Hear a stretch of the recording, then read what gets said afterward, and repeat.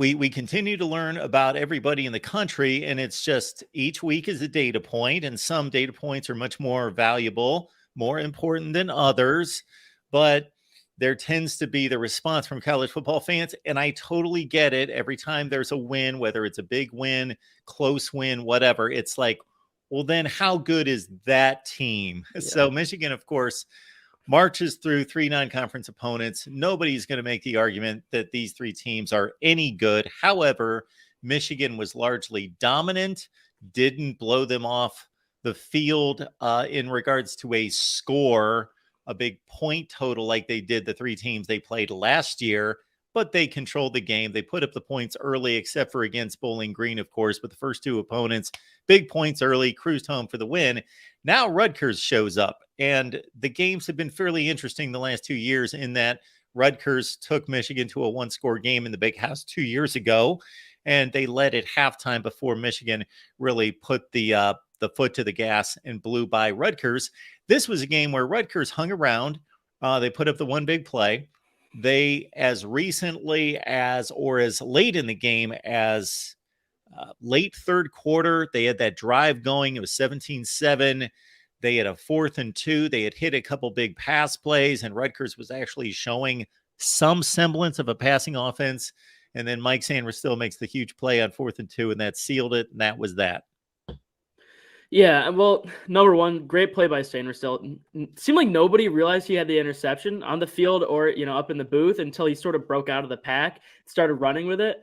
And that was, you're right, that was sort of the turning point of the game. I would say the turning point really was the second quarter because Michigan dominated most of the way. But then Rutgers came out with that drive there in the third quarter and made Michigan fans step back and say, hey, like if they score here, this suddenly becomes a different conversation than the general feeling of how that game had been up to that point. Because to your point, Rutgers did have that big play early on, right off the bat, that big touchdown.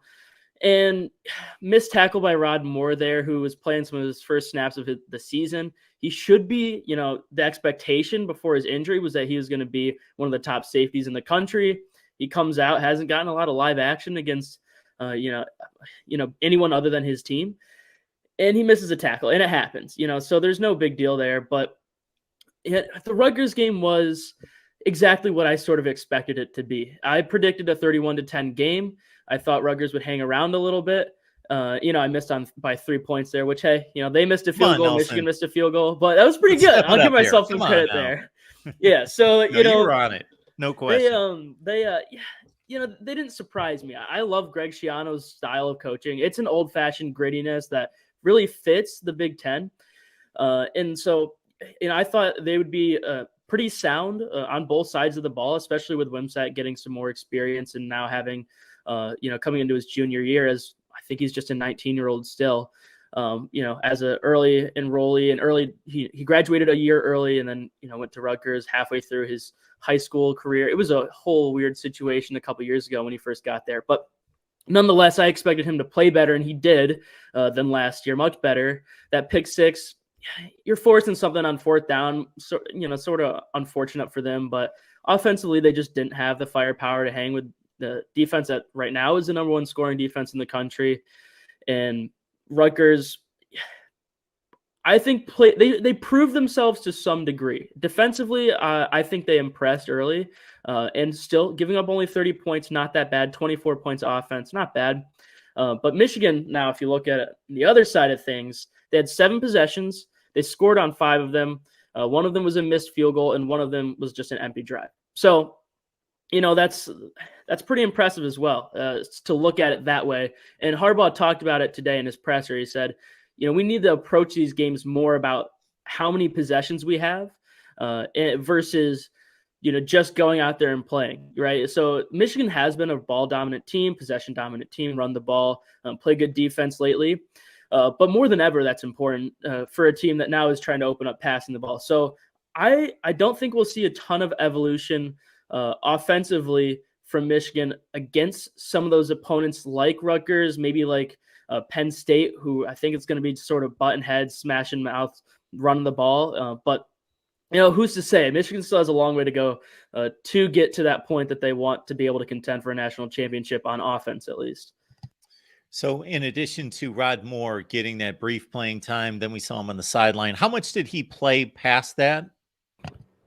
Spot minutes, not Okay. much. Yeah, I didn't think You so. saw him out there a little bit here and there, but really did not play much. We saw Quentin Johnson play a little bit more of that nickel. Keon Sabb was out there at safety along with Makari Page, and once you get your lead there, especially with that St. Ursula interception, you feel comfortable going further down on the depth chart as well.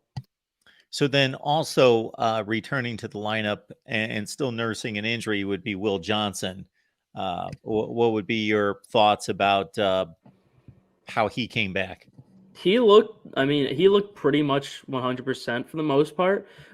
My guess is he won't get the lion's share of the snaps until maybe Minnesota. It's hard to say, but I think he's not fully back, but as close as you can get to being there. He played almost all of that game. So Johnson will be ready, I expect, for any stiffer throwing competition or passing competition down the line here on the schedule. We've got Nelson Hubble on the line. You can join his work there at Maize and Blue Review. So get on over there, check out Nelson's work. Anything in particular, Nelson, that you're working on? Well, so weekly I do a Big Ten Power Rankings that comes out every Thursday.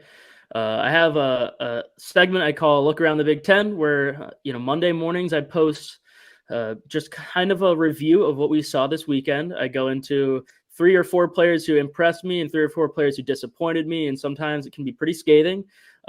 So it's interesting. I love it. It's probably my favorite piece to write, and then that'll accompany with a video that I usually put out in the evening. So after I jump off here, I'm actually going to record that. It should be up here about 8 o'clock tonight.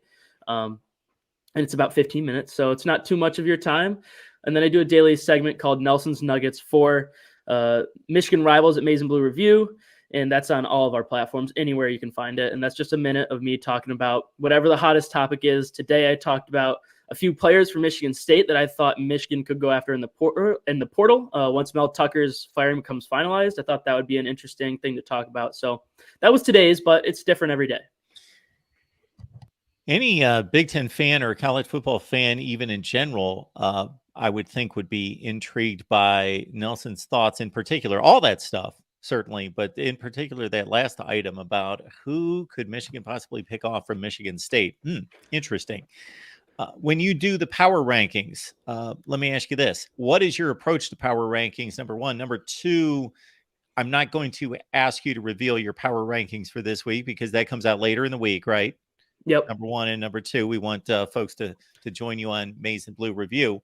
But what were your power rankings, whether that be the top 3 or 4 going into last weekend, or maybe some surprises down the rankings? Yeah, so I battled with those top 3. I really did, because I was pretty down on Michigan after that Bowling Green game. I was, I knew they were going to bounce back. I knew that, that wasn't going to be a sign of things to come for JJ McCarthy. But I still feel like Penn State's proved themselves. And it was hard for me to put them ahead of Michigan. So I relinquished that. I said, I'm going to hold off one more week here. I'm going to see what they show me, what Ohio State shows me here. They both got big games. And honestly, I think Penn State's going to be my number 1 team. I will reveal that. And, we'll see where the rest fall coming on Thursday. But yeah, that was the toughest decision. Down the line, it's been such a shuffle. The Big Ten West is such a mess. And Wisconsin, I think, is going to be the one to emerge at this point. Iowa just can't trust them on offense at all. At all. I think they put up 76 yards of total offense, 91 yards of offense on the game, including kick returns. So just think about that. That's awful. That's about as bad as it gets. You didn't go the length of the field once. So yeah, Iowa has the potential, I think, but that team I have sitting in the middle of the pack. And the basement is pretty much the same. Nebraska's intriguing me as a team that's sort of climbing with Heinrich Harburg at quarterback. He looks pretty good, especially on the ground. Not a great passer so far, not as polished, but he's a young guy. And Jeff Sims, he's banged up or, whatever's going on there. And I don't think he's particularly good. Unfortunately, I really had high hopes for him coming into this season. But so, things are interesting, and it's still very fluid in the middle. But Maryland right now is my number 4, and that's going to stay the same. I feel pretty good about that because the rest of the Big Ten looks pretty rough to me. Yeah, you mentioned the Nebraska quarterback situation, and of course, that is Michigan's next foe in the Big Ten is going out to Nebraska to take on the Huskers. They went there 2 years ago, and they had quite a showdown for a Nebraska team that was a typical Scott Frost team that lost every game by 1 score, but put up a huge fight against Michigan. 32-29, I believe, was the final score. 1 year later, here at the Big House, of course, though Michigan disposed of Nebraska very easily. That was after Casey Thompson got hurt 34-3. So now we've got Michigan again going out to Lincoln. And as you alluded to, Jeff Sims would seem to be the quarterback who has a higher ceiling. Heinrich Harburg has been with the Nebraska program for a long time and has never really been considered in the running for the starting job. However, through a couple games played, he gives you just about as much threat on the ground as Sims. Plus, it seems like even though he doesn't have high-end arm talent, like he's going to take care of the ball and seems to be the choice to try to navigate Nebraska to what I would guess most fans, reasonable fans, would want, and that's to get them to a bowl game. Yeah, I mean, that I would agree. Reasonable fans, that's probably your best. That's the top end goal for Nebraska this season. Playing Michigan now is it's going to be tough, and this weekend I don't think Nebraska is going to put up much of a fight, to be honest. But the ground game's interesting there. So Michigan's run defense has been pretty good, but Mason Graham at defensive tackle's hurt. So, and the way it was described is that he, according to Harbaugh after the game, that he might be out another week. And so now you have Kenneth Grant in there, who is an electric player if you can have one at defensive tackle. He's quick, he's big, he's strong.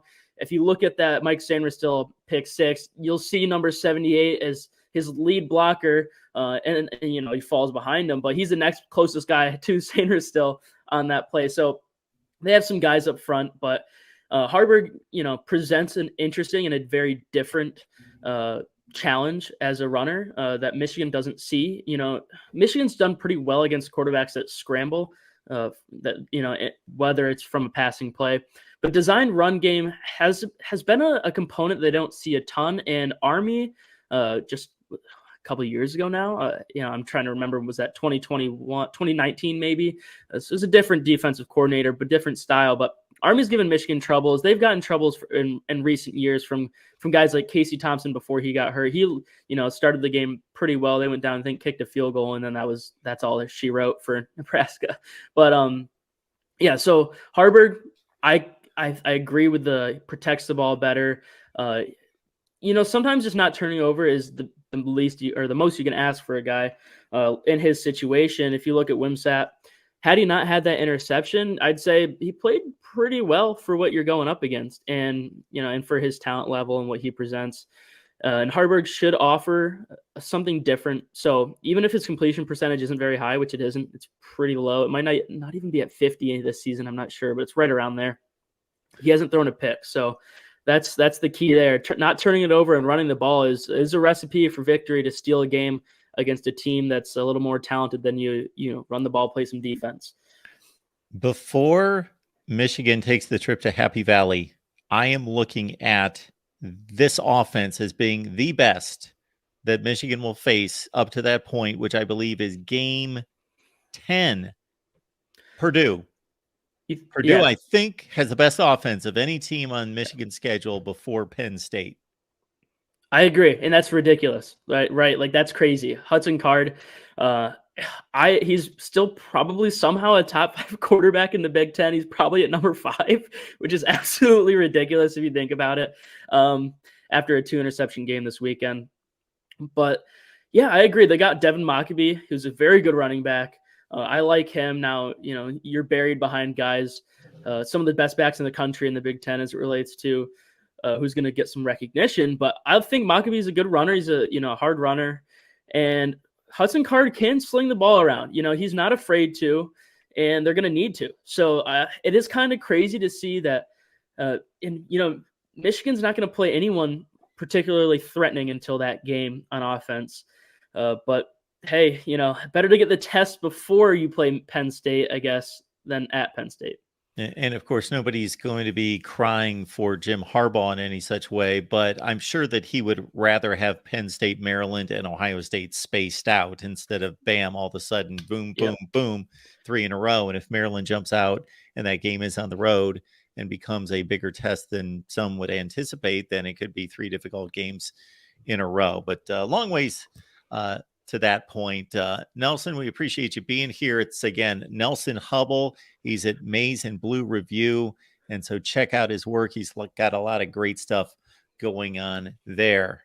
Nelson, we appreciate you stopping by. Thank you for having me, Mark. I'll see you around.